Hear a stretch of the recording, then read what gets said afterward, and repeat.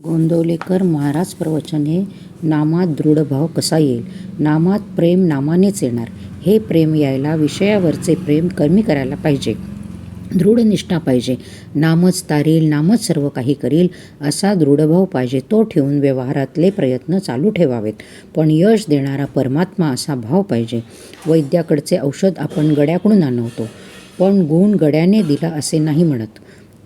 याच्याही पुढे जाऊन वैद्याच्या औषधाने आलेला गुण परमात्म्यानेच दिला असे का मानित नाही? परमात्म्याला शरण जाणे म्हणजे परमात्मा आपला आहे, त्याच्या वाचून आपल्याला दुसरे कोणी नाही. आपण काही करत नसून सर्व तोच आपल्या हिताकरता करतो आहे असा दृढ विश्वास ठेवणे.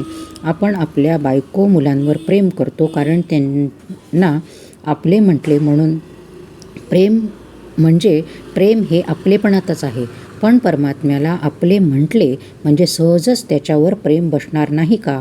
दुसरे असे की भगवंत हा आपला जिवलग सखा आहे, तो सर्व काही आपल्या हिताकरिताच करतो आहे असा विश्वास धरल्यावर काळजीला तरी जागा कुठे उरली?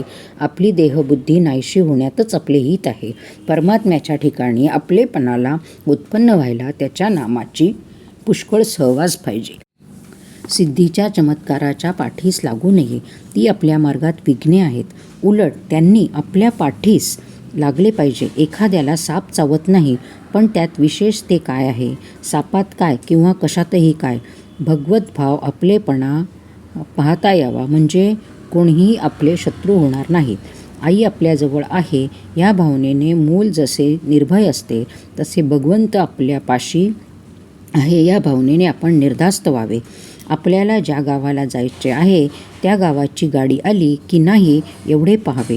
गाडीत कोण भेटतो याला फारसे महत्त्व नाही. समजा गाडीत आपल्याला कोणीच भेटले नाही तर आपण स्वस्त झोप घेत आपल्या गावी जातो. त्याचप्रमाणे आपण आपले साधन करावे. सृष्टीची तत्त्वे किती आहेत वगैरेच्या भानगडीत पडू नये. त्याचा निकाल कधीच लागायचा नाही. शंका गेल्याशिवाय नाम स्थिरच होत नाही हे लक्षात ठेवावे.